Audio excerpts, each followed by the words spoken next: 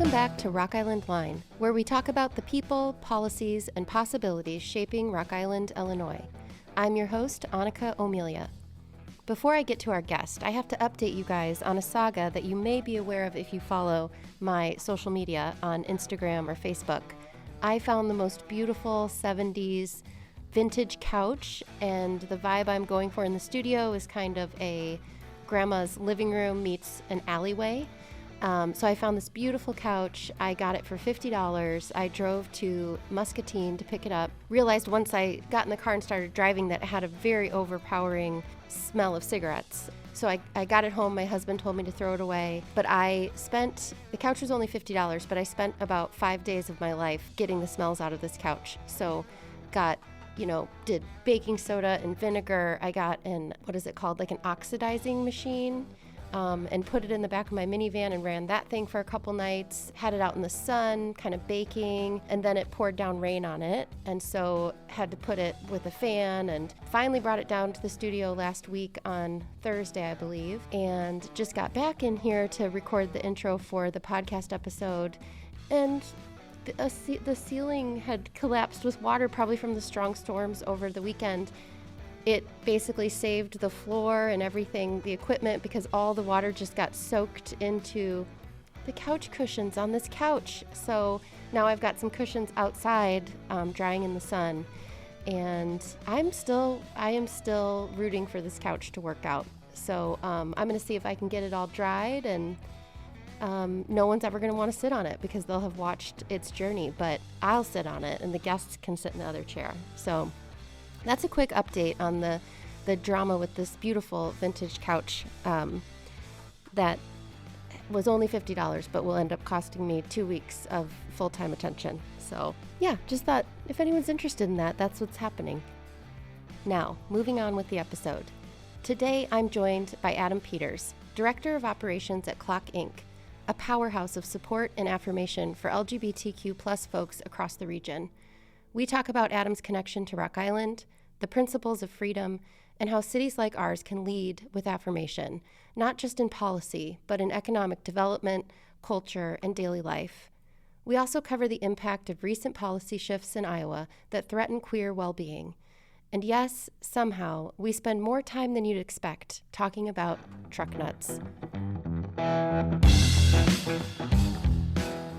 Today I'm welcoming Adam Peters to the Rock Island Line, and Adam Peters is the Director of Operations at Clock Inc., and so he works in Rock Island, though he lives in Davenport, so we will get into that a little bit, but thank you, Adam, so much for being here today. I am so honored to be the second guest in this awesome studio. And I've started this thing of putting people's names on the wall. I saw that when I walked in, and I was like, I am so excited to do that. Mm-hmm.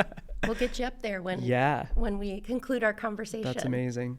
And I've kind of been starting out, we'll get to your work and your role in the community, but I've been starting out with everyone. What is your journey with Rock Island or connection to this city specifically? Yeah, so first off, I am the perfect conglomeration of the Quad Cities. So I was born in Moline.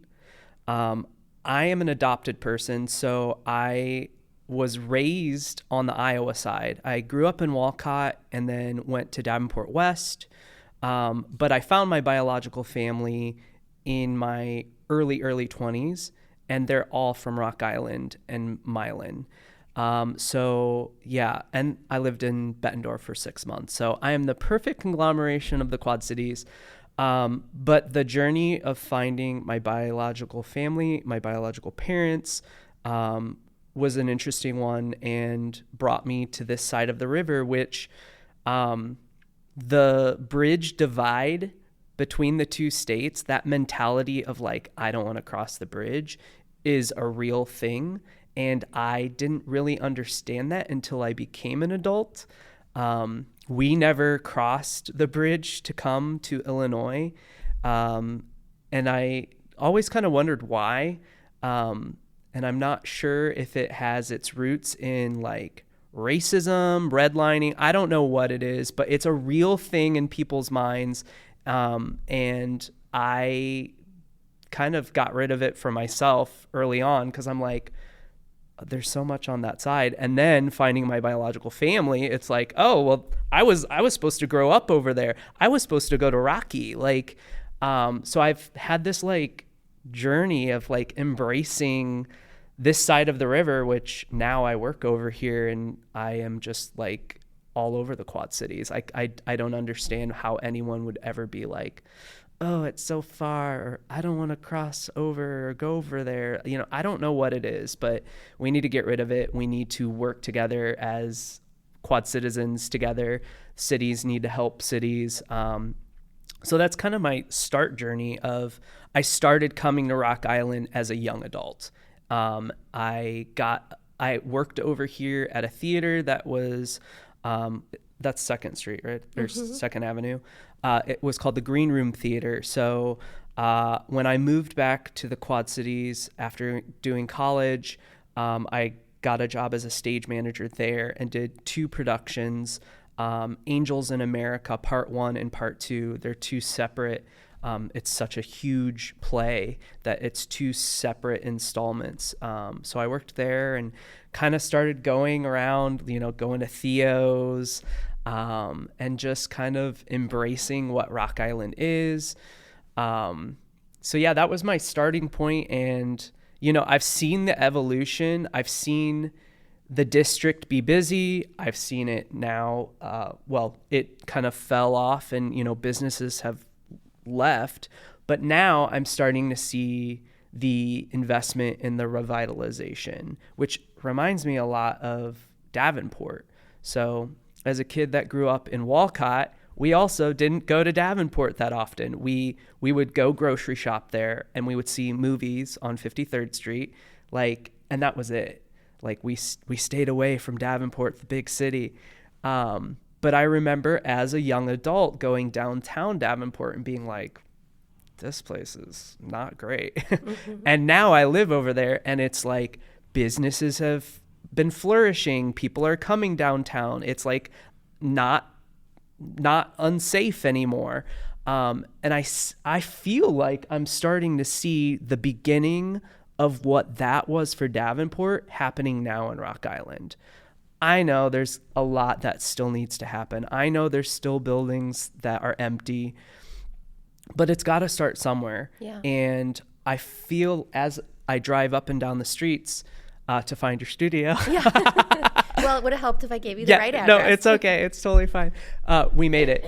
I start to see that happening. Like I've been to the city council. I've seen the meetings where they're trying to reinvest in what this is and try to figure out how to bring this place back, and it not just be bars, that it is other spaces, and it hopefully will bring young people down to live and kind of create a new downtown.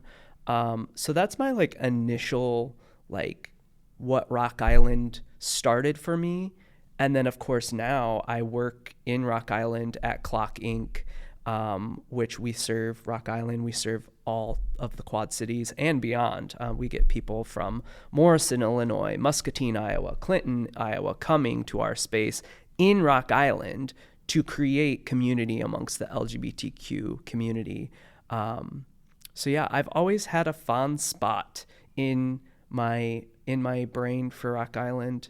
And actually one of my first memories that I ever had is, I'm just remembering this now, is driving, my mom used to work on the Arsenal, and one of the first memories I have is driving over the Arsenal Bridge, seeing the water tower, that tall water tower on the Arsenal, and the Oak Ridge Boys song Elvira was playing in the car. So that's like my first memory. So wow. Rock Island's in there. It it was where I was going to grow up, but that's not how it worked out. But I did ultimately reconnect with my biological family, and they all live here. My 90-year-old grandpa lives on Big Island. My biological mother was a correctional officer at the jail. She's retired now. My biological father passed away 2 years ago, but he lived in Rock Island, and yeah, just connected. Yeah, it was in your DNA a little bit. It was Truly imprinted on you, but Yeah. you grew up in Walcott. Yeah, and made my way back. Yeah. Yeah. Wow. And work here now. Yeah. And that's been amazing. It'll be 4 years in August that I've worked at Clock. Time has just flown by. When you were growing up in Walcott, you said that the Davenport was kind of referred to as a big city. Yeah. Were you raised to understand that maybe Davenport or Rock Island were unsafe? Was there a hierarchy? Absolutely. Okay. And it has taken me like a number of years to really realize what the roots of that is. And that is that like unsaid, I mean, it's kind of it's racism. Like it really is. Like these places have different people. Oh, that's unsafe. And I'm not saying that like people are trying to not, and let me start over. Not all people probably have it programmed in that way, but like passed down through generations, like that's just kind of what it is at a basic level. Yeah. I remember I went to Walcott School K through 8. Walcott School is a part of the Davenport School District, but because we are out in the country and pulling from Bluegrass and Buffalo, like it's all white kids. I remember the first black kid I went to school with was in 6th grade. He moved from out of town. He lived in Walcott. He moved away at the beginning of 8th grade, and I was his friend because I was different and didn't have a lot of friends, but we became fast friends early on. And I remember asking him, "Why are you moving away?" And he said, and I didn't understand it then, and I've had to rethink about it later and be like, that makes sense now. He said, because the cops will not stop coming to our house. And I was like, well, that's weird. Why did they come to your house? Like, and he's like, back then I didn't understand it, but it's like they were facing the harassment of being the only black family in Walcott, just constantly getting the cops called on them because they were black. Yeah. So that was what that was growing up. And then going to Davenport West, which was just like, at that time there was like a very large Asian population that went to that high school, a large black population. Like it was like, I thought it was awesome. Mm-hmm. Like my first day of school, I was like, oh my God, there's all these people. This is so exciting. At that time, it was the largest high school in the state. That is not the case anymore. It's like, I want to say maybe in the top 20, but like probably not. And that, public dollars going to private schools, all of that has affected that. So yeah, it just has been like, it was like, growing up was, uncovering new worlds just by, in 8th grade, I was in Walcott, and then in 9th grade, I had to go to Davenport West, and that was like the beginning of a new chapter. And then discovering, like, oh, Davenport isn't an unsafe place. Like, it's just a place I haven't been able to go. Like, as you're talking about this, for some reason, I'm having visions of ice cream, like, you grow up eating 3 flavors and you're told that the other flavors are going to poison you or they're bad for you. And so some people would have this perspective of I'm never going to eat those other flavors. There's something dangerous about them. There's something subversive, or I don't want my kids around that. Yeah. And I wonder if knowing inside of you that you might be a different flavor too. Yeah. When you came into that space, you were like, I want to try all the flavors. I love all of this. It's good. It's exciting. Absolutely. Like, I feel like 9 times out of 10, if you were to grow up in that environment, you're going to move about the world in that way of like, this is not for me.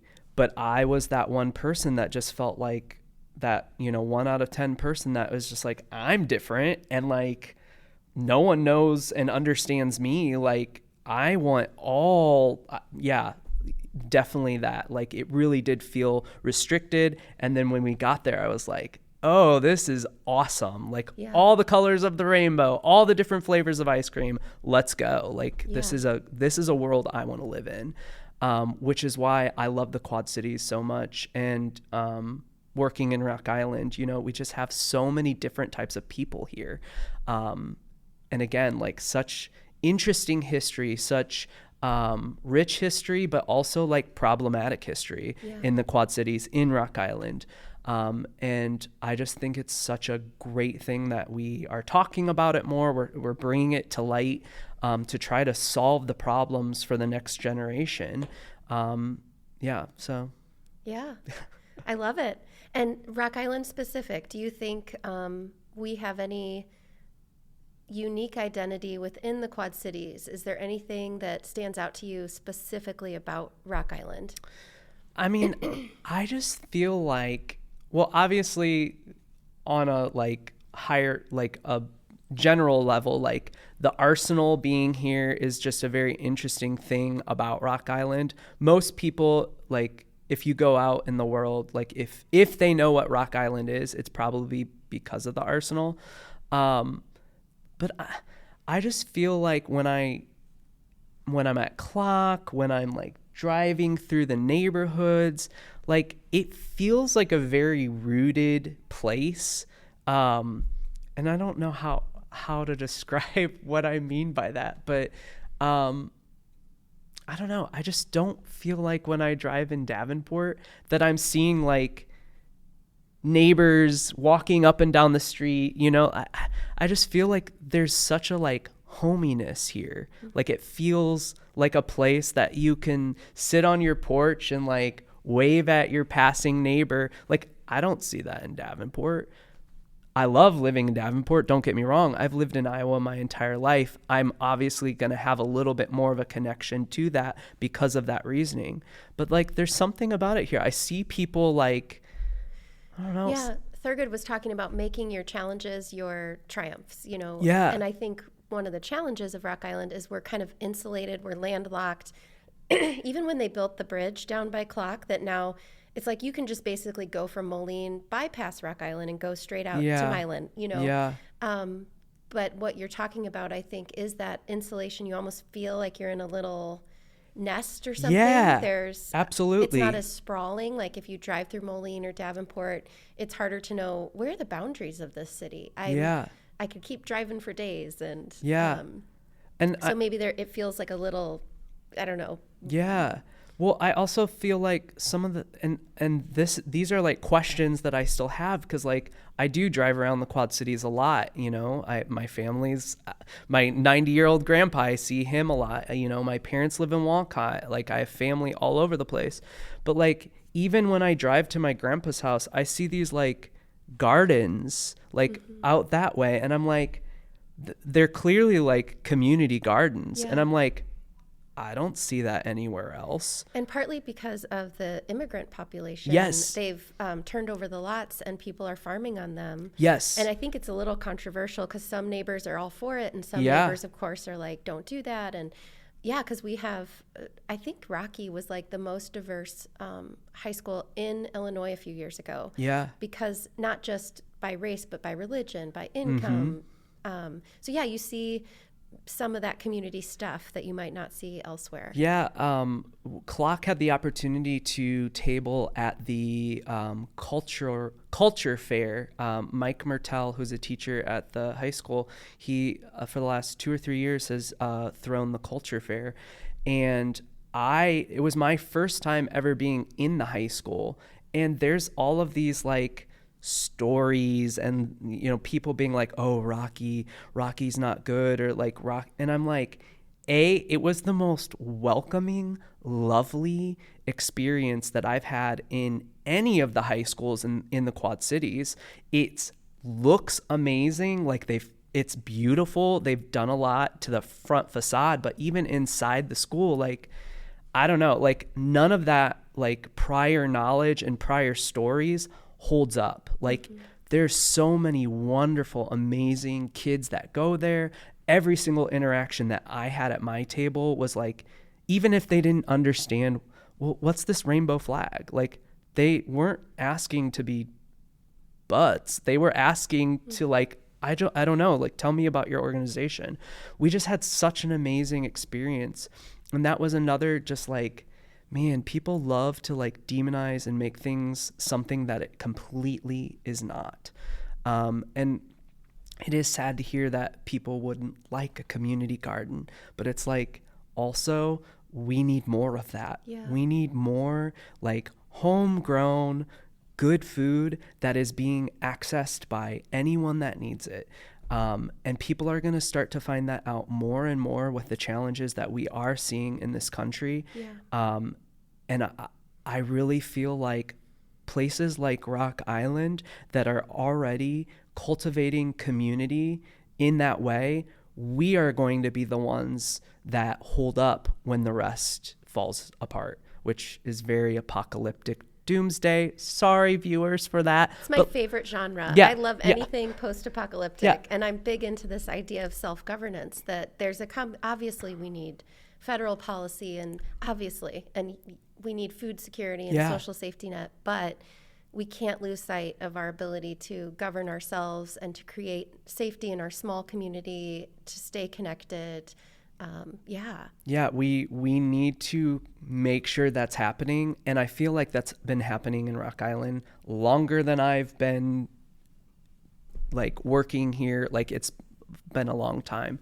And the community partners that we see and work with through CLOC, like, it's just, again, feel blessed to live in the Quad Cities, and we feel so blessed to be in Rock Island. So no pressure. Yeah. But if we wanted you to move here, what would have to be here? What would be so attractive? Or, would it be the cost of housing? Would it be kind of a neighborhood that would feel walkable? Would it be land? Would it be, if you were to envision your dream location to live in the Quad Cities, and what amenities and what kind of vibe, and what would be so attractive here that you would move? So it would be a very hard thing because I am so like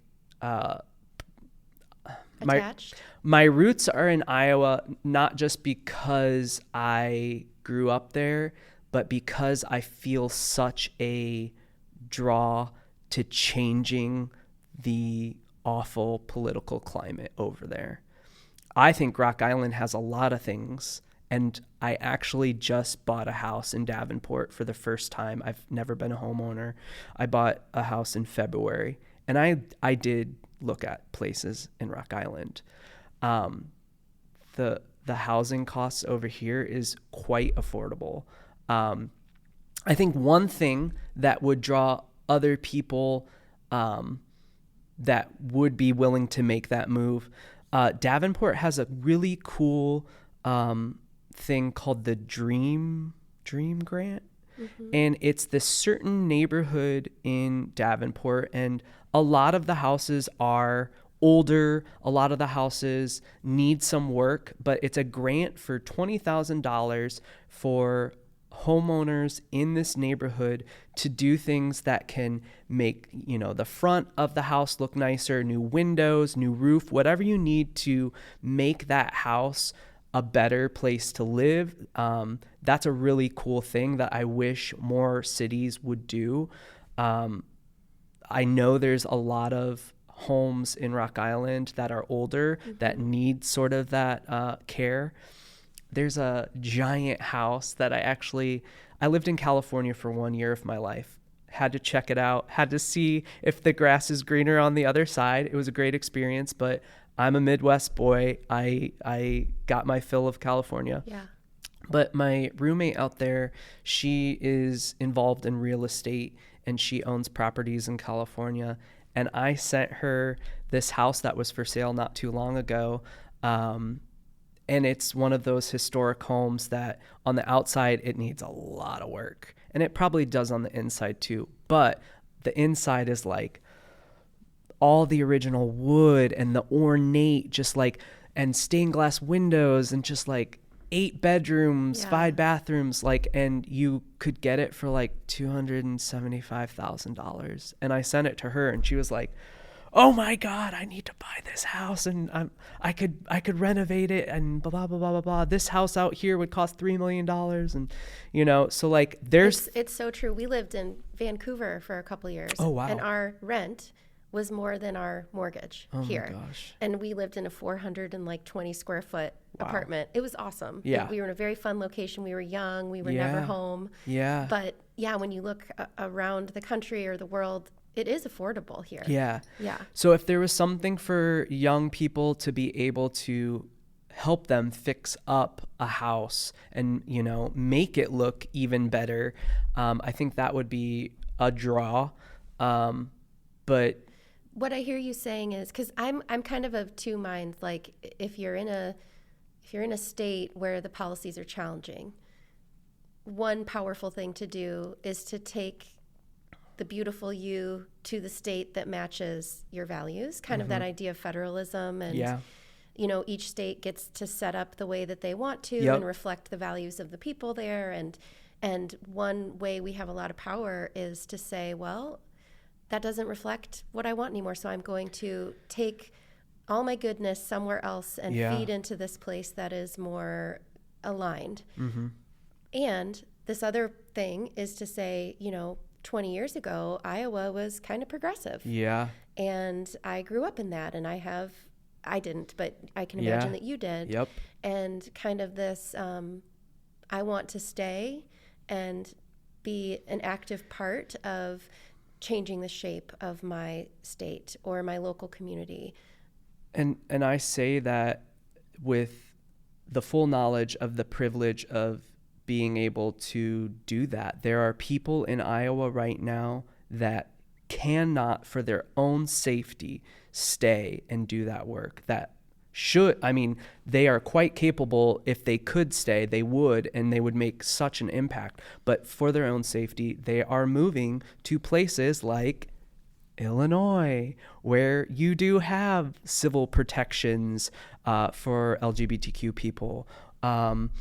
And I am in a place that can admit the privilege, but also say, like, I'm going to root down and do the work to make Iowa the place that I remember it, where we were in the top 5 for education. I mean, at one point before I was born, Iowa was number 1 in education in the country. And we had already started to go down when I was going through school, and now we're somewhere in the middle of the pack. But, Iowa's number 1 in cancer rates. What's that about? Iowa's waterways are polluted. Like, I want to be a part of fixing that, and I want to be a part of creating a safe place. So I am firmly rooted down in that until I can see positive change. Maybe Rock Island will be a place I retire someday. Well, you work here, and if you just visit us a lot, I'm here. I'm in Rock Island more times than I'm probably at home. Yes. So for folks who don't know, can you talk a little bit about what is CLOC? What's your role there? And then maybe we can talk a little bit about policy changes, some of the differences between Iowa and Illinois. That be? Yeah, absolutely. So CLOC Inc. is the LGBTQ community center here in the Quad Cities, based in Rock Island. We are on Blackhawk Road in Rock Valley Plaza, which back in the day used to be a Kmart. And now we have this incredible space, 4,700 square foot space, support groups, free and reduced professional counseling, a gender affirming clothing closet, library. We are hosting events all year round. Some of these are educational events. Some of these are social and fun events. Some of these are fundraising events because it's not cheap to run a nonprofit.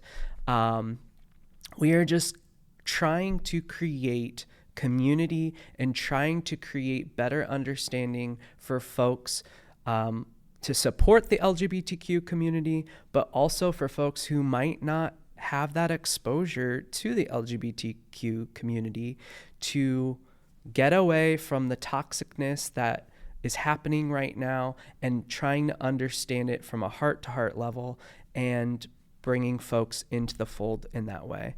I've worked there. It'll be 4 years in August. My role is the director of operations. People ask me all the time, well, what do you do? And I'm like, literally, I do everything except for the professional counseling. If there's a toilet clogged, I'm unclogging that toilet. If, we're trying to fundraise, I'm involved in that. Event planning, support groups, all of this different stuff. We have 2 employees full-time. We have interns. We have an army of incredible volunteers, the lifeblood of any nonprofit. And we just feel blessed to continue to do this work. I've been so happy to see Clock continue to grow. When I started, there was 3 support groups. We're up to 8 now. We've just had so much incredible partnerships that we've discovered and, cultivated throughout the Quad Cities with incredible organizations. Clock is one of a kind.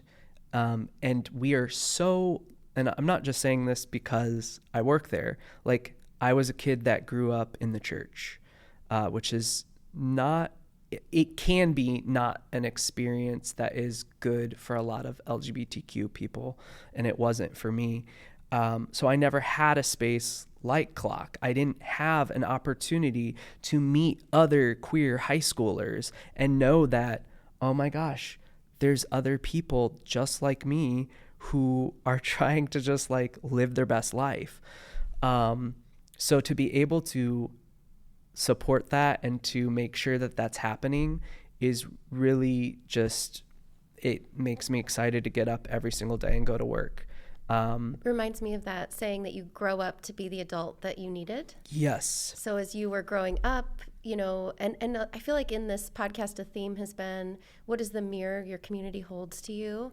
And so maybe growing up in a church, like my parents' church is super affirming. Yeah. St. John's Lutheran Church in Rock Island. Mm-hmm. But not all churches are. No. So growing up in a world where the mirror held it back to you is like, is that a core belief, or being told that something is wrong with you or that you're bad? How do you remember? Some kids might feel, if they are also believing, I'm going to go to hell, I'm afraid for my life. What was that like for you, if that's not too personal? I mean, that's 100% what it is. Like, I touched on it before. It's like, I grew up under a rock. Like, I lived in Walcott. That was my reality. Like, I didn't know that there was other churches that were affirming. I mean, this was also 20 years ago. This wasn't even just like, so like, I just had no clue. And I firmly believed that I was going to hell because I was gay. Like, that is what I was being taught at this church. And I believed it hook, line, and sinker. I cried myself to sleep every single night praying to God to make me either wake up the next day and be changed or just to end it, which is a horrible, horrible thing to think about our youth having to struggle with. And they do struggle with that still to this day. It's gotten better. We are starting to create joint forces, these churches. The church that you pointed out, I'm pretty sure they're now a part of the Affirming Congregations of the Quad Cities, which is a new kind of banded group of all of these churches saying, we may believe in different things, like different church beliefs and whatever, but like, we affirm the LGBTQ community and we want everyone to know it. And that's just kind of banded together in the last year. They held their first event, the first night of Pride at the Spotlight Theater.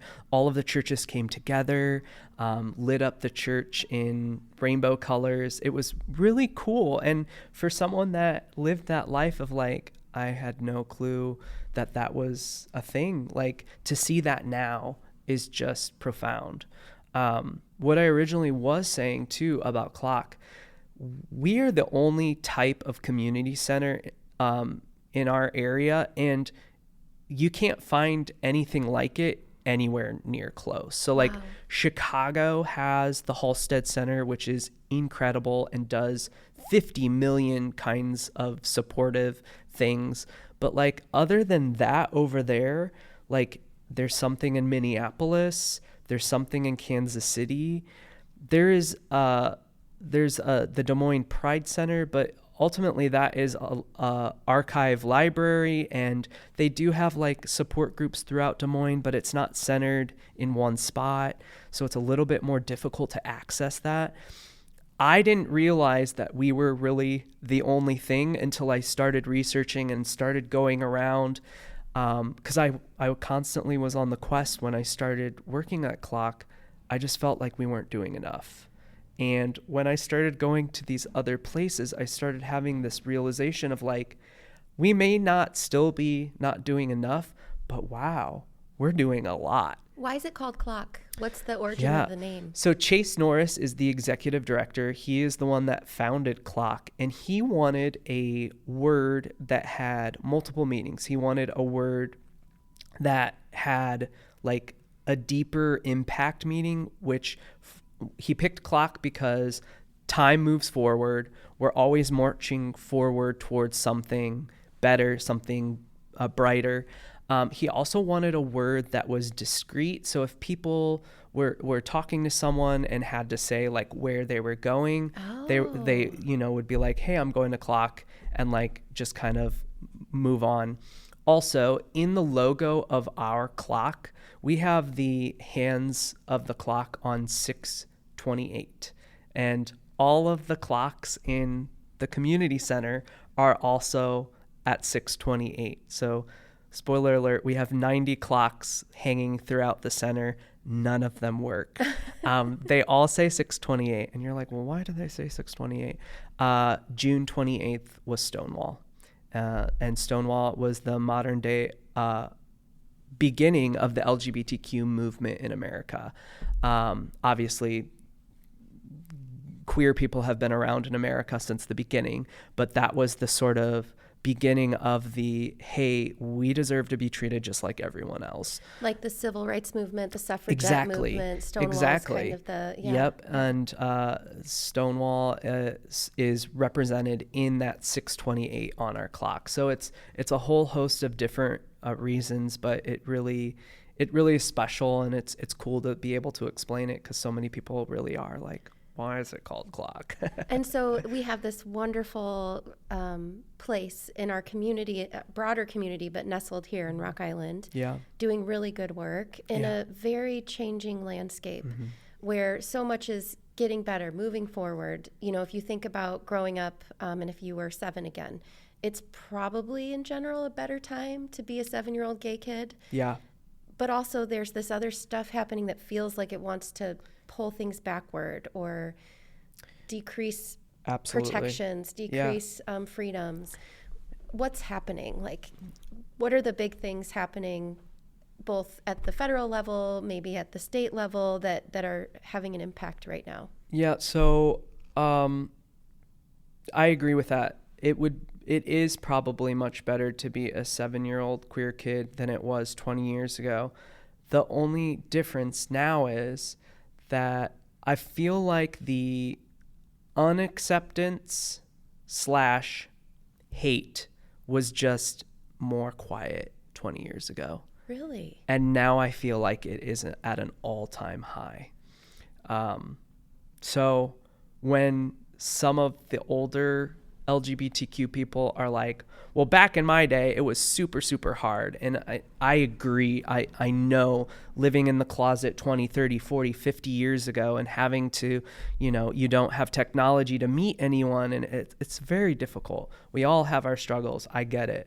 But also, what is being blasted out from the federal government, from a lot of our elected officials in Iowa, it's awful. I mean, just yesterday. So can I pause? Yeah. So I think what you're saying is 50 years ago, a lot of the pain and suffering was like simmering below the surface. Like the person who was living LGBTQ was doing it quietly. There was maybe hiding. Yeah. There was a lot of power from the other side just through like so many people or churches or whatever. It wasn't acceptable. So there was this quiet control. Yeah. and everything was below the surface. It wasn't, although, I remember stuff even when I was in high school, like violence toward LGBTQ. Absolutely. But it's almost like what I hear you saying is the more self-love, self-acceptance, being out there, pride, the more people are showing up together and living out loud. Yeah. And there's almost been this backlash where the maybe voices against that, the violence, the hatred has also matched that. And is that what is happening? Yes, absolutely. And it's being empowered by people that we are supposed to look to and, see respect and building bridges.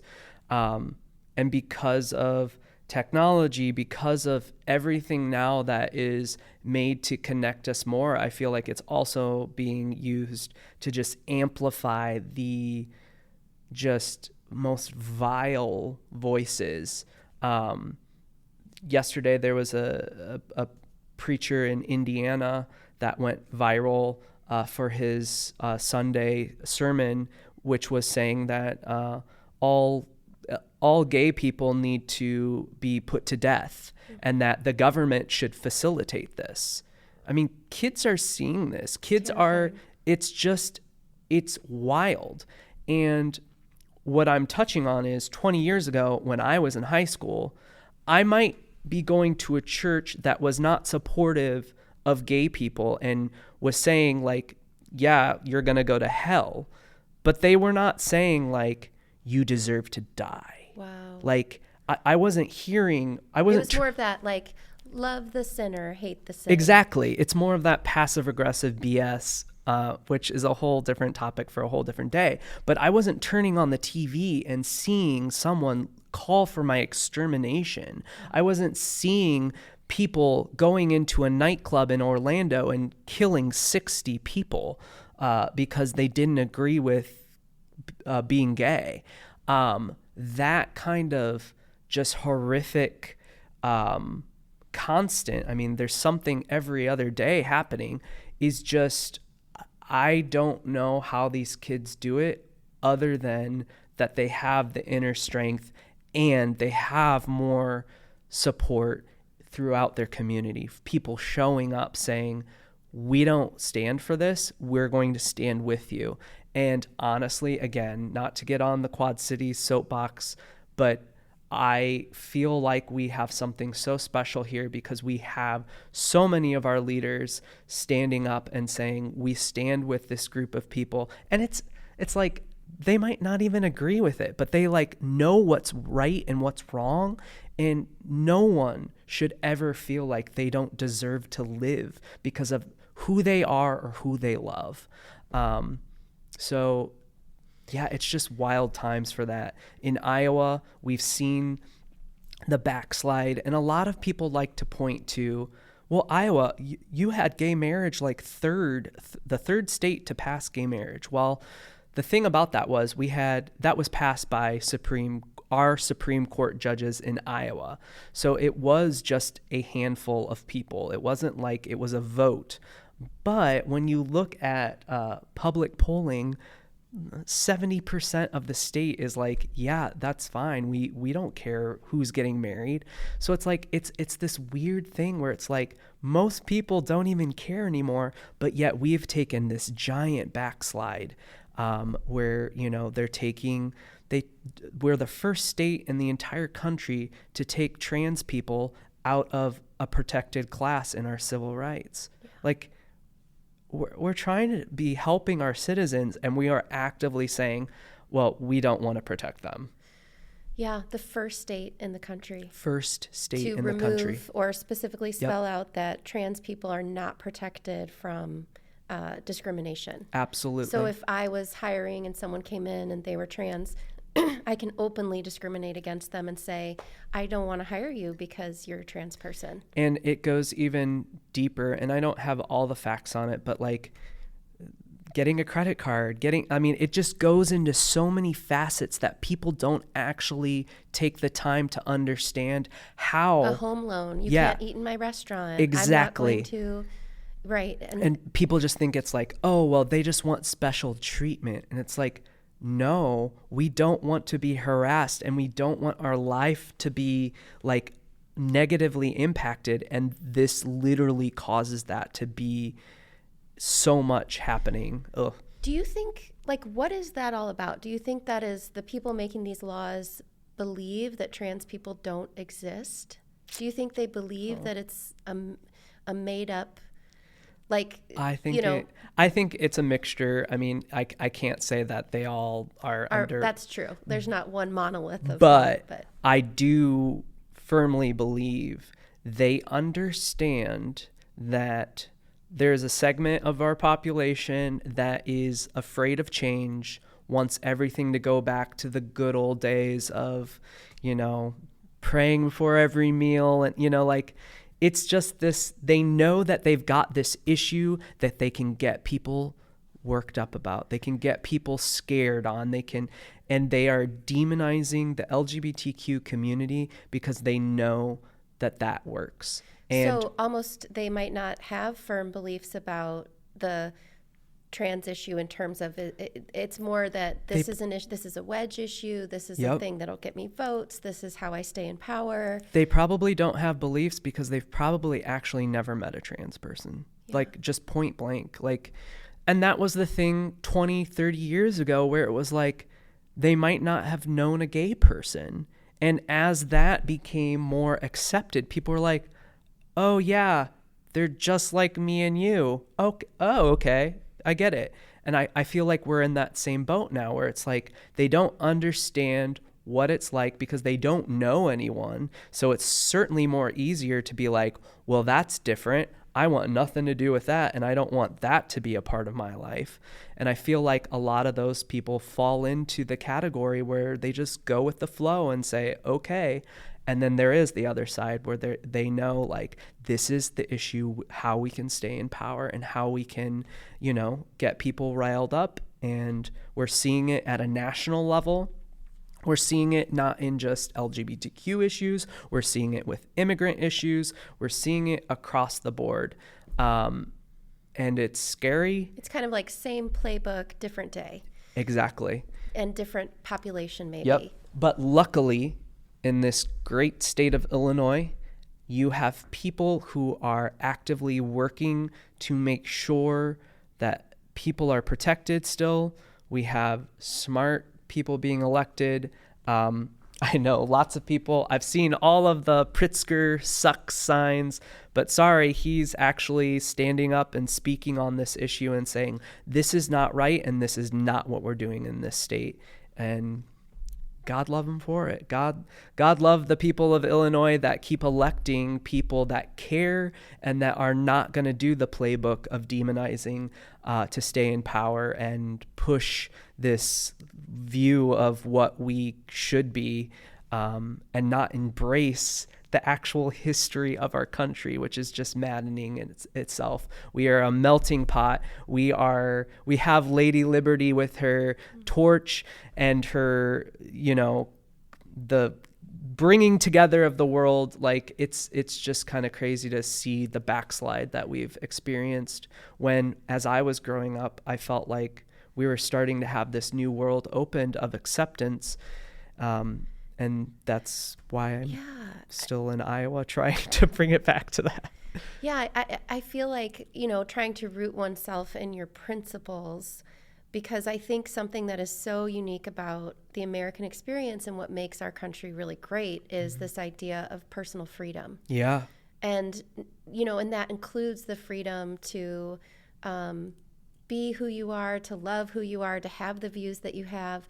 And when you really dig yourself into that, like a lot of the clients I have, I give them this thing. It's called Think to Perform. Yeah. It's a website, and you can do a value sort. So it'll give you all these words, and you get to sort it down into the top 5, and it helps you uncover, what are my personal values. Mm-hmm. I think mine are like health, spirituality, freedom, something around. I just don't like people telling me what to do in general. That's probably why I work for myself. Yeah.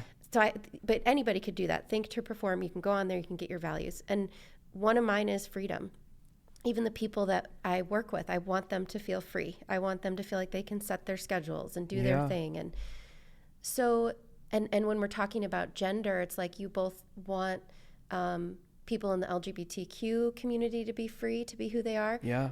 There's also this like hyper masculinity, like those folks also get to be free to be who they are, to be in that, we've got men taking testosterone so they can feel more like men. Yes. And so it's like the hypocrisy of freedom right now it literally keeps me up at night. Freedom of expression, get the government out of the decisions that parents are making for their children. It's like, I feel like everything's jumbled right now. We want you to be really free and free to express, but not over here. Exactly. And there's something like in our history where it's always about sex and sexuality. Yeah. Where we get really hung up. So I don't know. I think if you are into freedom, you have to be into freedom and I guess where that would end is if my freedom to do something affects your property rights, your physical body, like I'm now unsafe. I didn't, we have in our laws some limits to, you are free to burn smoke in your backyard. But at some point, if it's like wafting straight into my window, maybe I have some rights. I don't know. Yeah. I don't know. No, I really, this conversation at this time is so important, and it's something that I've been talking about for a while. It is something that I feel like people who are running for office are starting to talk about more. I have a very political side to me as well. So I've worked on different campaigns, and one of the first people that I started hearing this concept from was Pete Buttigieg. I worked on his presidential campaign. I worked in Iowa, and then I also worked in California as well. But one of his signs, this was back right after he announced there was like 10 hired staff in Iowa, and I was one of them. And we decided we were going to canvass at the world's largest truck stop in Walcott, Iowa, because that was a huge gathering of people. And, they might not agree with you, but you gotta go talk to them. You've got to make sure everyone has access to what your candidate is saying, and get your candidate, who at that time was no one knew who he was. So we went to the truck stop, and we had two different signs. We had the Pete for President signs, but then we also had these signs that said freedom, democracy, security. Just those 3 lines. And people wanted those signs so bad because they firmly believe in what that says. Freedom, security, democracy, America. That feels very like that. But like when you talk about freedom, like, yes, you should have the freedom to take testosterone, sorry. Mm-hmm. There's a show choir called Testosterone in Minnesota that I just get caught up on. You should be able to take that if you want a bigger pump at the gym and want to feel more manly, or because you're a trans person and you want to have that be in you. Like, those two things can be true. I am perimenopausal, so it's all the rage in my age bracket is mixing progesterone and estrogen and certain combinations to feel more like yourself. Yeah. Because when you go through that process of perimenopause and your hormones start to change, you really don't feel like yourself. You have brain fog, your body aches. Yeah. So people are manipulating their hormones in this country all the time. Yeah. Yeah. So that, and the freedom to decide like where I'm going to go to gather with people. Like I'm sure something will come down the pike in Iowa where a community center like the one we have in Illinois would not be able to exist in that state. Like, everything is leading up to that slowly. For the first time, when I was verifying I run a private practice, so I go in to do the credentialing in Iowa, and you have to go in and do these like updates every 90 days. And the last time I did it, there was a question, do you provide gender affirming care? and that there's no other questions like that. I mean, it's like, do you provide telehealth? But it never, and I was like, whoa, what is this? And the choices were yes, no, and I don't know. And I put I don't know because I was afraid that if I put yes, what are they going to cancel my contract with Blue Cross Blue Shield? Am I going to have my business shut down? Yeah. So there are little things in Iowa where even if is that to intimidate clinicians? I don't get it. I'm sure it's a mixture of all of it. Intimidating, getting info of like, yeah, we're going to cancel because this is gender affirming care. And when people hear gender affirming care, most people are thinking about it in the sense of, oh, they are grooming kids to have surgeries. And that's not the case. Like, no one is, there's these stories about how kids go to school one day and then they're going home the next day saying, I want to become a boy and I'm a girl, but I want to become a boy and I want a surgery. It's like, that's not what this is. Like, we are going to see counselors, we are going to see doctors who have spent over a decade in medical school learning how to talk about these issues, how to help people through these issues. And we're demonizing this care because we want to move the needle in the opposite direction to pass our crappy laws and live our antiquated life.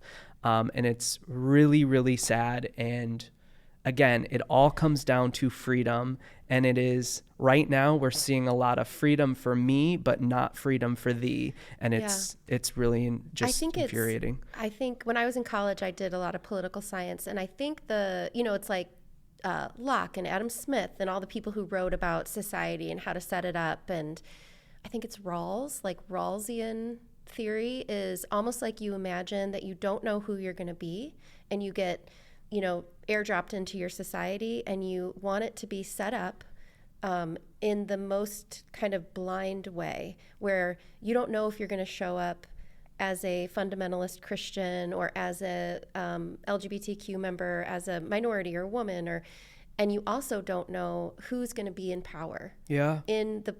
Whoever your identity is, you also don't know what group will be in power. And so you're trying to set up a system that you could be comfortable with. And so when you say that for thee, but not for me, but not thee, when you kind of think about this principle of freedom, it has to apply to everyone. And it can't be about controlling the way other people think, whether that's a really conservative Christian person has a right to feel that way. Yeah. And the society should never switch to be like, well, now we're in power.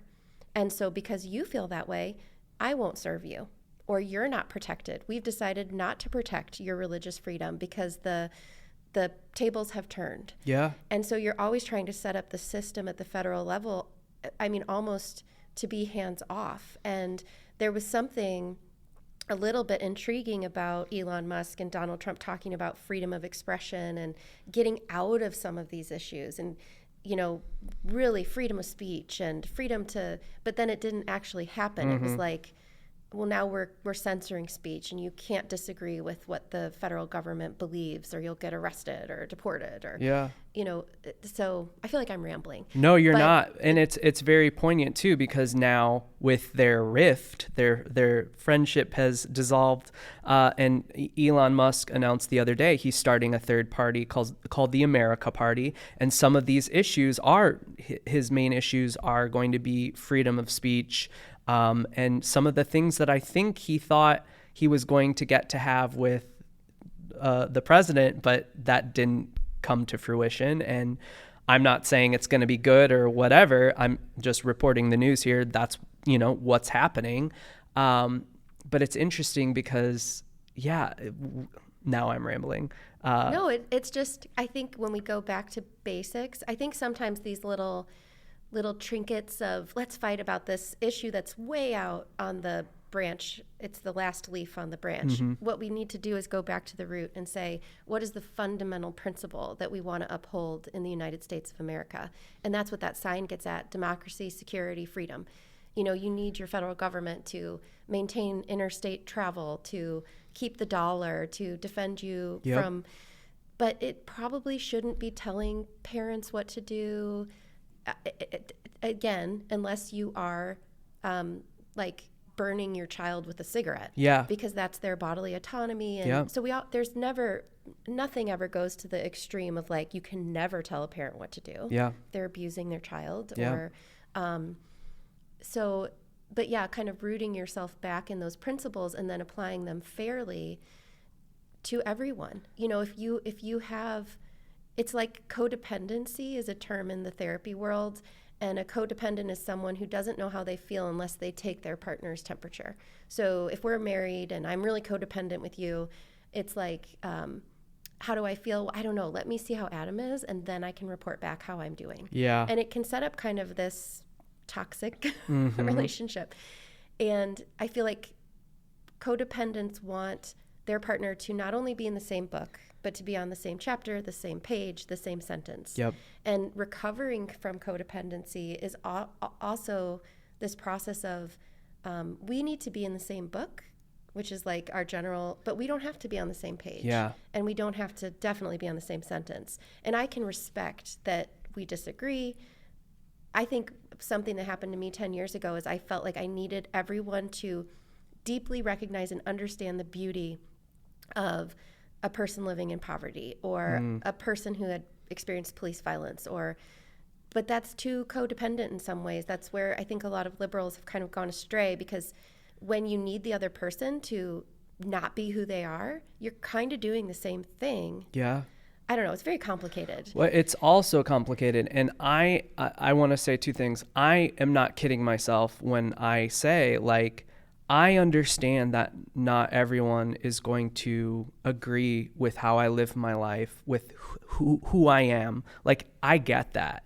But again, it goes to that basis of I should have the freedom to do what I want. If I'm not hurting anybody else and I'm living my best life, I should be able to have the same freedom that you do. And the second piece of that is knowing that we are not always going to agree, but I can also have respect for that person.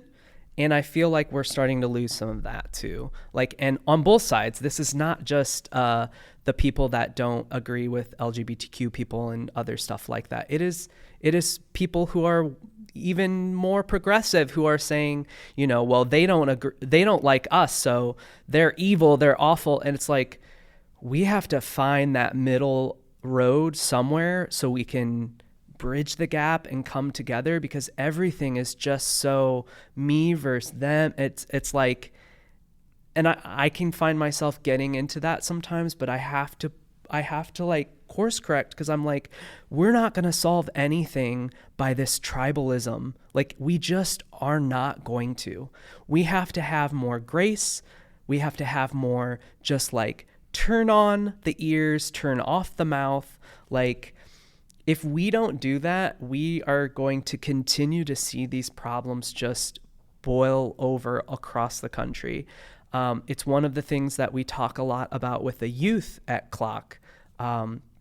Having more grace, understanding that you actually have more allies than you know, and that people are trying to do the best with what they have been given in their life, and to understand that, yeah, they're probably going to get it wrong, but they're not doing it in a way that is mean or negative. It's literally just an accident or mistake. And we have to have the great grace moving forward to help them along and to say, hey, it's okay. You didn't get it right. This is what it actually is. Let's move forward.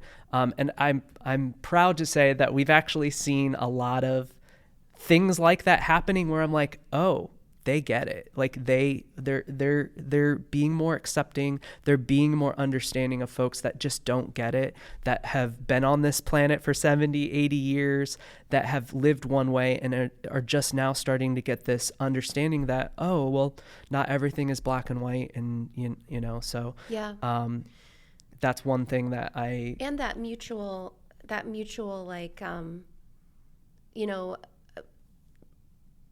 I don't even know how to describe what I'm trying to say, but that mutual, like it might be difficult. Are you talking about like pronouns, for Yeah, example? absolutely. Okay. Pronouns is one of them. Okay. Yep. So maybe a 19-year-old who's like, I want my, oh my gosh, I just spilled coffee all over myself. It's okay. It'll just dry on me while but maybe a 19-year-old who wants, is going to a family event and is they, them, and is like, I want my uncle and my great aunt to use my pronouns. You know, there could be one person who's trying, some people who are getting with it. Yep. And there could be one character there who's like, I don't want to do that. Yeah. I'm not going to do that.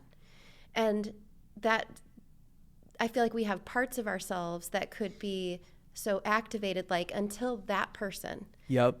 validates my existence, there's something in me that's like, it's Yeah. not totally valid.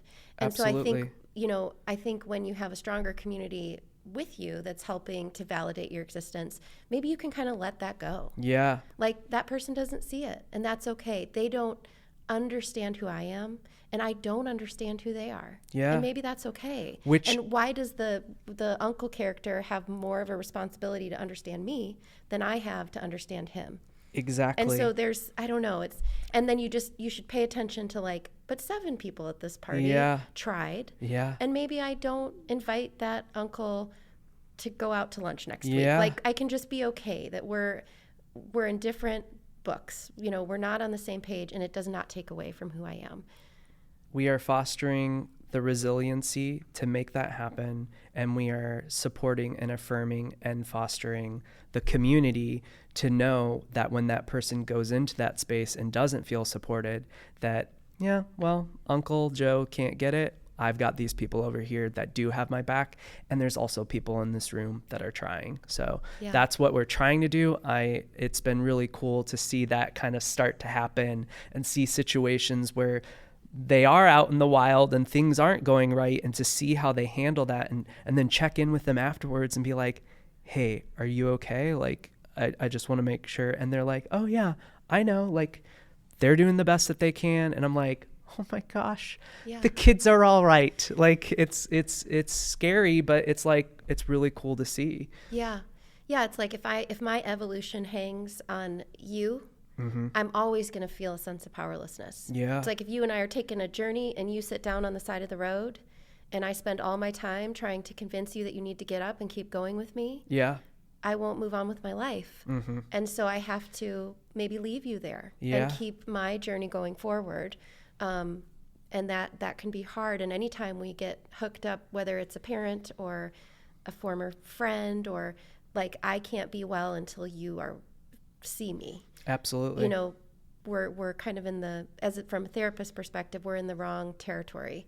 We need to kind of do the U-turn into ourselves and see ourselves, and like Clock is building a community around us that sees us. Yeah. And that might be where things have gotten better. Yeah, absolutely. But as then you have that confidence and you're walking down the path, the person sitting there is more frustrated. They're maybe more vocal. Who the hell do you think you are? Yeah. To live fully in yourself. Yes. Maybe they can't do that. They can't. Yeah. Some of them can't do that. Or, some of them have, their past has, I know this word is thrown around a lot, but trauma, like their trauma from their own life has taught them, like, this is unacceptable. You have to live this one way. And, sometimes that is the case. Yeah. And, people need to understand that we only know what we know, and hurt people. Yeah. So it happens a lot. We're seeing it a lot more.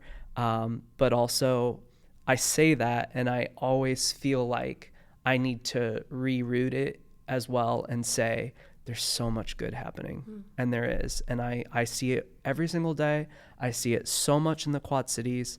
I just feel like we are such an accepting area, and I understand Iowa is not great, but like what I see in Davenport is welcoming. Like, to have a city council announce that it's Pride Month, like that goes a long way. Like, they don't have to do that. They get a lot of crap for that.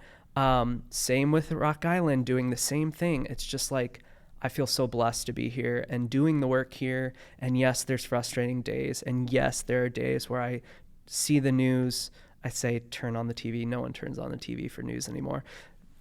Look at my phone and scroll and see what's going on. And it feels negative and dark, but there's just so much good happening. Yeah, and I really wanted you on because of the proclamation that was read, and then your response to it was so moving to me.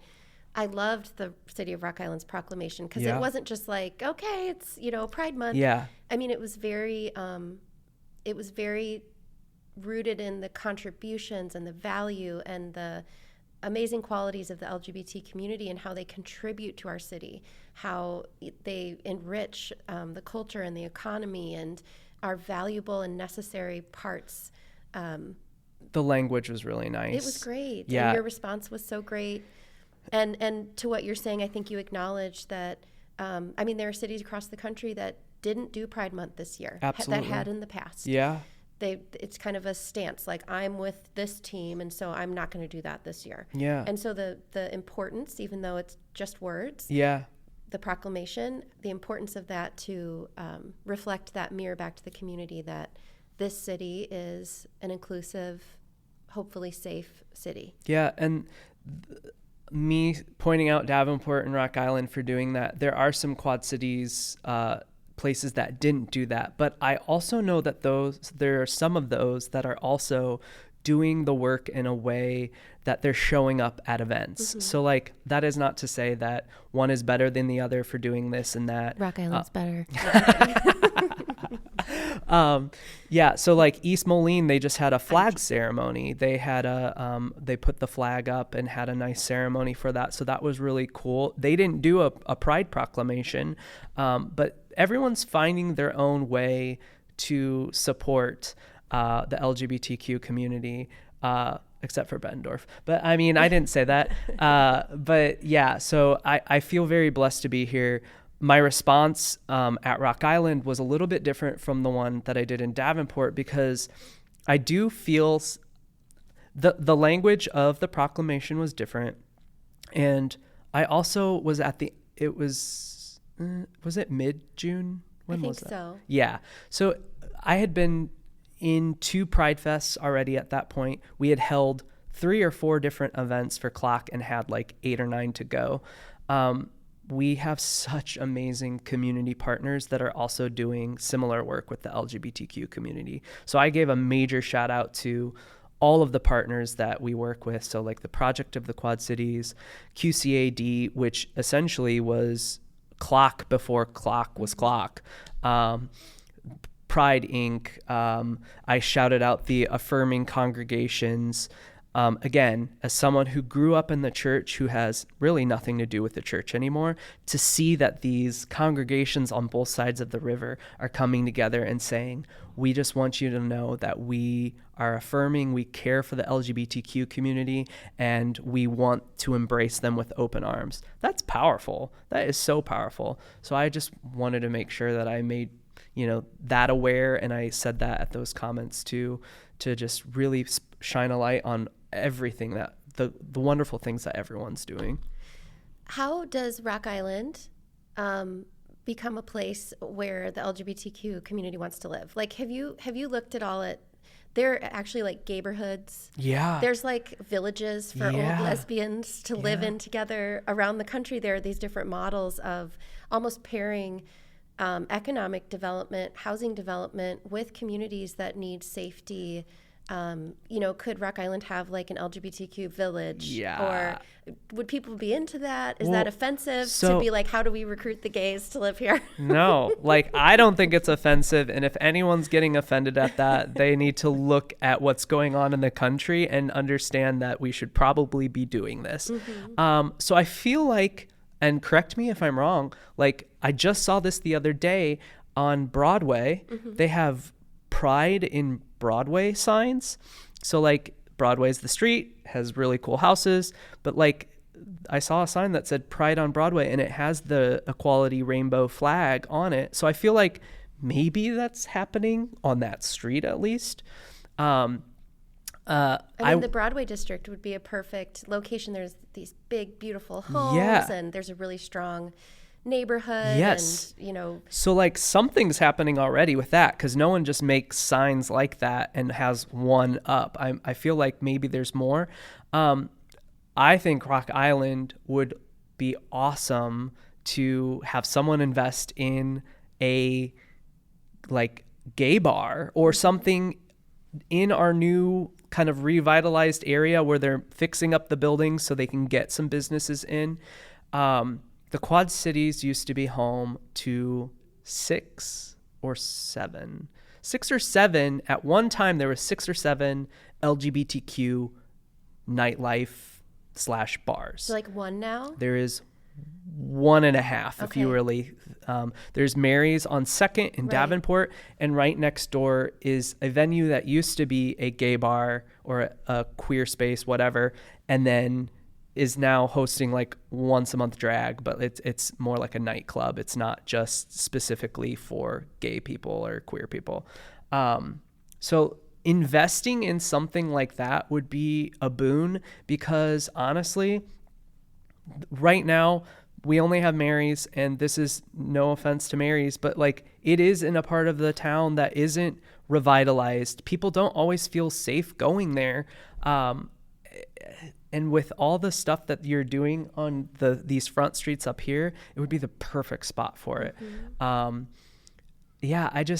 And to keep. So to anyone listening, any investors, anyone got the with money, a business idea, you can email me. Yes, you yes, can yes. reach out to Adam, and he'll connect you with me, and we'll talk to the city, and we'll make it happen. And because I think that would be.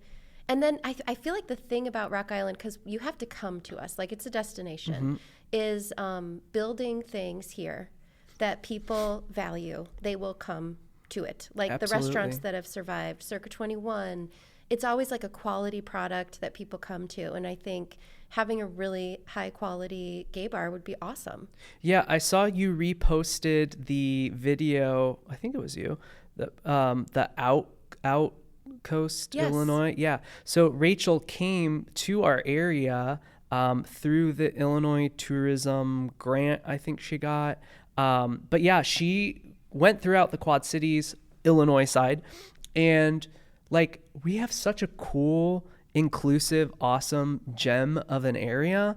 Like, to foster sort of those like identity points, Circa 21, and, you know, find some more that we can have here, could really create a little bit more of tourism dollars. People like getting away and not doing like, oh, I'm going on vacation and going to Europe. Like, people sometimes like doing a Galena. Let's go to Galena for the weekend. Why can't it be, let's go to Rock Island for the weekend and do, you know, all of these cool different things. I always thought someone should also, because I am a therapist, and you hear a lot about people's personal private lives, and more people than you would know do have kind of like alternative lifestyles in terms of, you know, polyamory, and there should be some sort of a bed and breakfast, or you know, something that would be kind of for people with alternative lifestyles or who practice polyamory. Or I mean, I know that's a little out there, but making thinking about placemaking, thinking about different experiences, where people would travel to, you know, and maybe that's why I am so open, because when you have a window into people's private lives for 20 years, it's like, it would shock you, the people that are just out there walking around buttoned up, and it's like, okay. Well, and also, you know? it's like that thing too, where it's like, yeah, we say that it's wild and out there, but also straight people have been swinging for years. So like, come on, like, don't tell me that it's that out there. But yeah, I that would be awesome. That would be very interesting, very cool. Also, I don't know much about it, but like, is there like movie credits starting to happen again for like getting people to make movies? Films, and I think Yes. there is. And I think Rock Island is trying to build something to have, I mean, I think a creative hub, a filmmaking hub, an artist's hub. That has been such a missed opportunity. I feel like on the Iowa side, about 10 or 15 years ago, the state of Iowa developed this film credit thing statewide that would have been chef's kiss amazing. But someone stole all the money, they shut down the program, and it's been like null and void ever since. that would be such a huge economic driver / get people here to see how cool this area is and be like, oh my gosh, not only can I do some really cool work on films, but also I could probably live here and have a much better quality of life, be able to afford life and get more people invested. And I did just recently hear that there is some film credits starting to happen again in Rock Island specifically, which is amazing. And they need to invest in that because, again, it would have been such a cool thing for Davenport and Iowa cities to have, but it was ruined by one person. Yeah. And I just think about that and think about all the picturesque things that we have here that could, easily get film crews to be here and do their movies and shows. Yeah. That seems like a thing that would be really neat. Well, and also just the power that Clock has, or you organize events. Yes. And you can partner with cities to bring people to cities that maybe haven't experienced them. Like you host kickball leagues. Yeah. You do Pride hikes. Yep. And I think you were hiking through Black Hawk Park, one of them. Yes. So you're bringing a group of folks from maybe the region to come and do, what if there were like regional weekend in Rock Island where you were booking hotels at the Rock Island Holiday Inn? And I have a friend that just contacted me about wanting to host an event through Clock, basically like a kayak outing, a 3-day kayak outing that would be in this area. It's not going somewhere else. It's 3 days around here. And just having that collaboration. The Pride hike, we started at Black Hawk State Park, but we're hopping around to all different places. Every single month we go to a different place. Yeah. We're going to Sylvan Island. We're going to go to Westlake Park out in western Davenport. We just hop around and bring people out that might not go to these places. Yeah. So just continuing to think about these things, to bring more people in, to continue to revitalize, and thinking outside of the box, not solely thinking about like, oh, we need to have pretty storefronts. Like, yeah, that's a really good thing, but also like, how are you going to get stores to get in there and stores that are interesting enough to continue to get foot traffic and to continue to be able to financially stay in a place. Yeah. And I think part of it is getting feedback from the community, like what you're saying. What do we want? What do we need? Yeah. What is going to be a draw for people, and being open to listening to that feedback. What can Rock Island do that's different or very specific in the region to pull people in? Absolutely. And I think part of that is making sure that Rock Island is saying very clearly, we want all the LGBTQ IA plus people coming here and enjoying the things we have here. And you're not only welcome, we appreciate you. Yeah. You're vital to our community. Just showing up as yourself and taking a hike in our park. Heck yeah. Yeah. Like, we love that. Absolutely. Come back again and again. Yes. and the Pride Proclamation is a great start, signaling, saying like, at a base level, we see you and we want you here. So that's always just... And I'm on a mission to like recruit. So if there's a family living in Bettendorf that feels slighted or not, call me. We'll find you a house. Your kids can just fit into the school system. It gets a lot of shit, but it's actually wonderful. It is wonderful. I've been blown away. My high schooler, who's going to be a sophomore, has like never been bullied. And there's not a lot of bullying that goes on in her friend group. I know there's bullying. Yes. But yeah.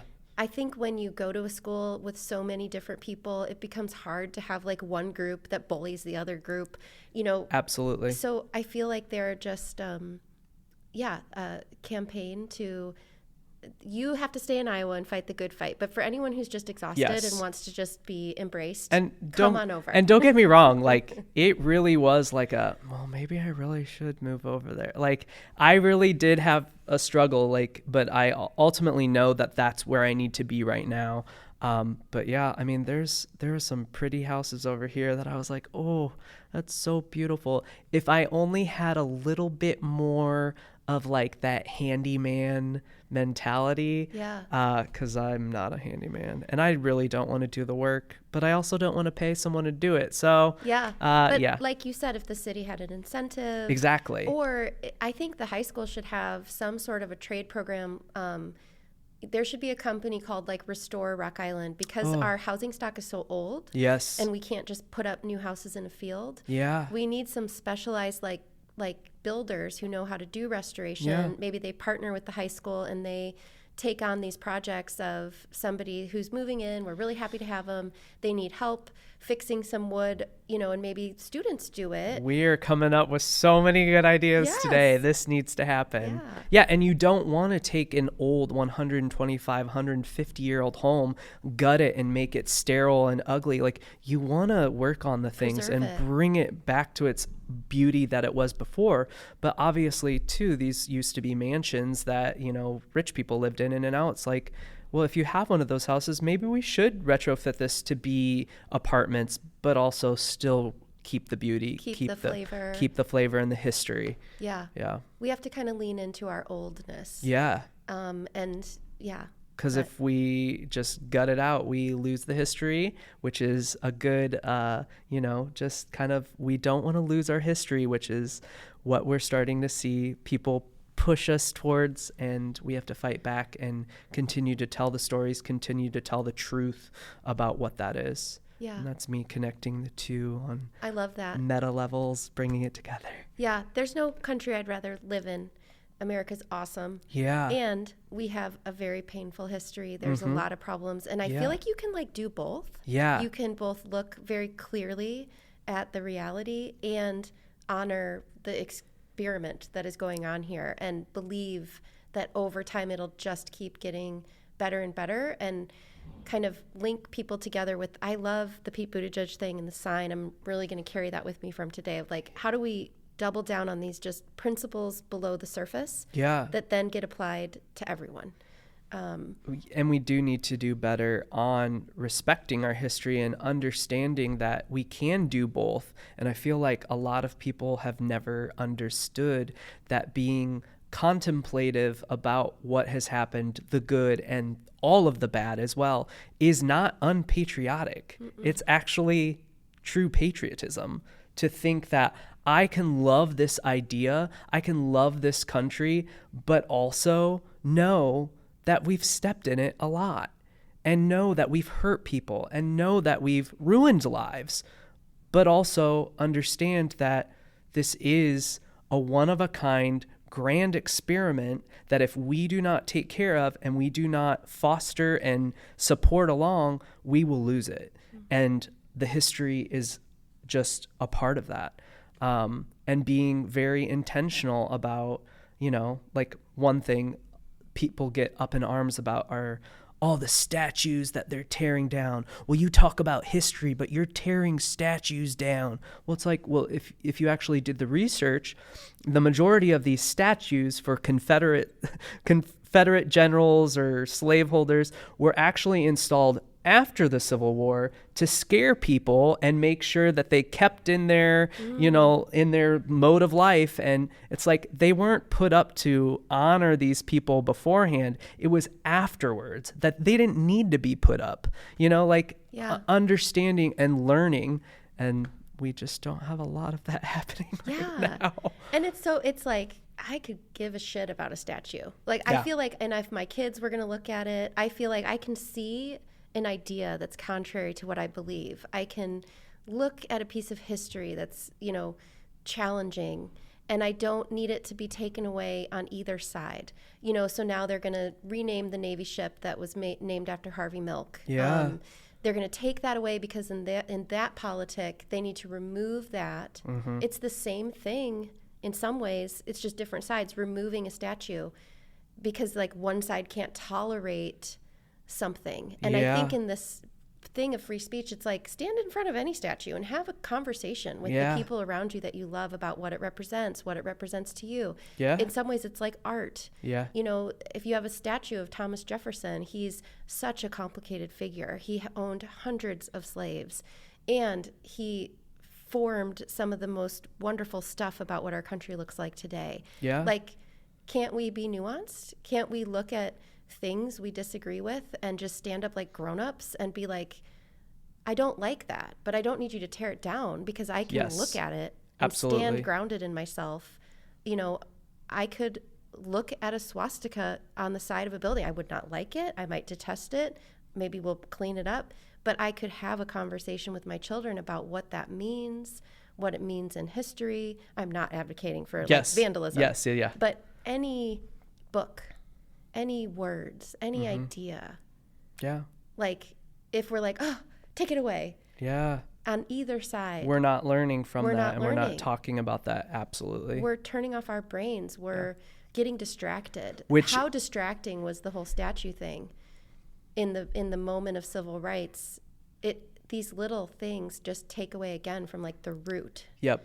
And now we're going to fight over one statue. Yep. It's like the tribalism back and forth. It goes right back to that of like this, we just turn it off, take it away. We don't want anything to do with it. And it's like, nothing is going to change. Yeah. Nothing is going to change for the better if we continue to do this. Yeah. I'd rather sit with you in front of that statue and you tell me about the history of how it was used as a tactic of intimidation. And then with my kids to like scan your body from head to toe.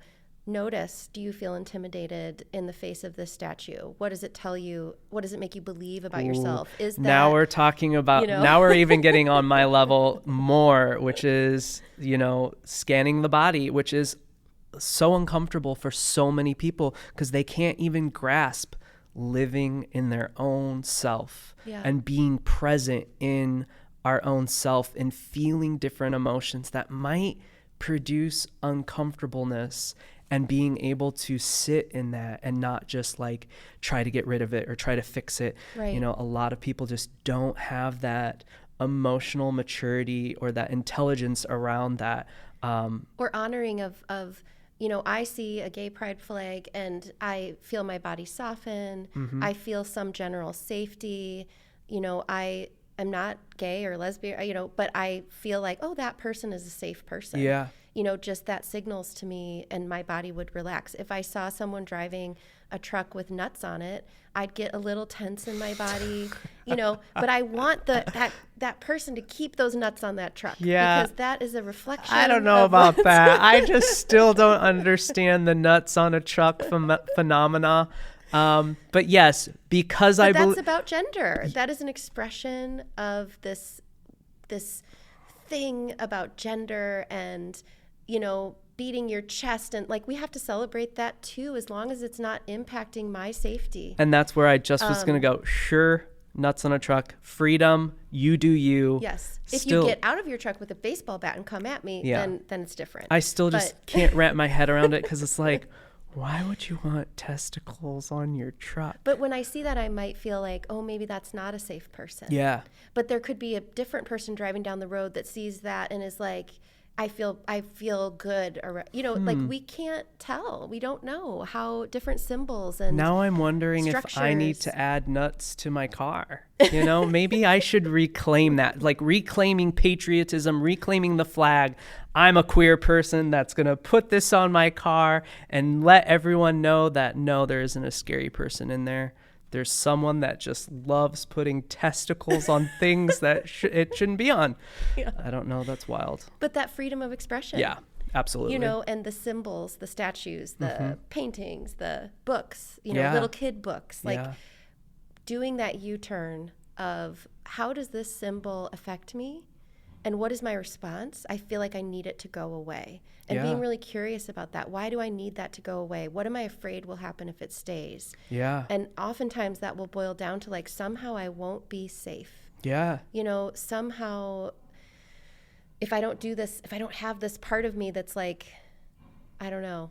I don't know. So it's symbols and statues. I mean, Rock Island Connection, we have a lot of that conversation with the huge Chief Blackhawk sign that fell down from the wind. And, there's been all of these online arguments about should it be there? The history of it is, we've complicated and, the bank wanted it to put it up and all of these things. And, I think about it too. And I know the history, I know it's complicated, but I remember seeing it driving to my grandparents' house and I always loved seeing it, so it can be complicated. It can be hard, but having the conversation key. Like I have this space so that, it would even be interesting to take to do an art thing of like those symbols in the Quad Cities and put them around a room and have everyone stand in front of them and just do the body scan and be like, what does this elicit in me? Yeah. What do I feel about myself, the world, whether it's an American flag or a, pair of nuts or a whatever it could be, a heart, a peace sign, anything. And just to have this like felt experience and then get people to sit down and not argue over that's the right symbol, that's the wrong symbol, but more have a conversation of like, holy shit, like we felt the same thing in our bodies about different things. And so my experience might be just as valid as yours. But underneath it, what is the value we have? I want all the things to get to stay up. If you would have told me yesterday that I would be saying pair of nuts so much on this podcast today, I would have said, you're crazy. But we're here now and that's happening. It's happened. Yeah. It's already gone there. But, well, so we don't end on that note. Yeah, is there anything else that you would like to share or, reflections on this experiment here? I'm doing an experiment of something. So. Yeah, so I will say, I just always like to tell people, Clock Inc. is for LGBT plus people, but it is not exclusively for LGBT plus people. It is for our affirming allies as well. All our events, unless like a support group for that specific thing, like all of our events are welcome to everybody. And we have so many allies that attend to our events. Again, our pride hikes, every last Sunday of the month through October. There's more information about where those are at on our website. But yeah, it's just basically to say we are constantly hosting events and everyone is welcome to those. We are better together. We are stronger together. And creating a community that is accepting and loving and affirming isn't an easy thing, but it is easy when we have folks who show up and say, I want to be a part of this. So that's an open invitation to everybody on that. As far as this goes, I am so excited to see how this continues to move forward. First of all, you are lovely. You are so wonderful, and it is so easy to talk to you. So just knowing, that amazing conversations are going to be had here and not only represent Rock Island in such a positive light, but getting folks coming to the table that might not, through having someone here in this seat that might bring them in is really exciting. This is just another space that's being created to get people to a table, having a conversation. And again, I sound like a broken record, but like we need that now more than ever. We need people coming together. We need people having conversations, specifically hard conversations. And I'm just so excited to see where this goes. I know this is an experiment in itself, but I hope that you find deep appreciation in it, and I hope that it goes on as long as it's positive for you. Like I would love to see this go on forever. Like this is so cool. I feel so lucky to be here, and I just love that you are creating a space for it. It's not like you're going to the radio station, doing it quick and leaving, but that it is a space and it is brightening the downtown of Rock Island. That's really exciting to me, and I can't wait to come back and someday and not have a conversation where I talk about truck nuts. Well, I brought it back even at the end. I know, yeah.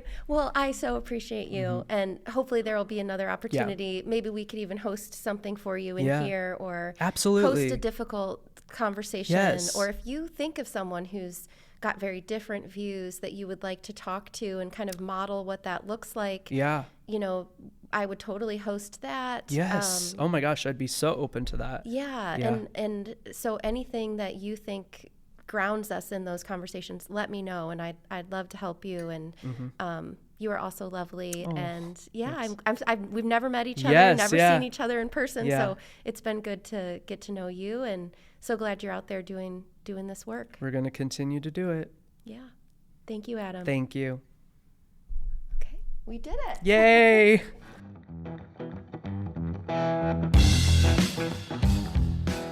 Thanks so much for riding with us on Rock Island Line. Huge gratitude to Adam Peters for sharing his insight, his humor, and the vital work being done at Clock, right here in Rock Island. If you like this episode, do me a favor. Like, subscribe, and share it with your friends. Visit us at rockislandline.com to explore more stories, episodes, and ways to get involved. And if you have an idea, a question, or a story to tell, drop me a line. I would love to hear from you. Until next time, stay curious, stay connected, and keep showing up for your city.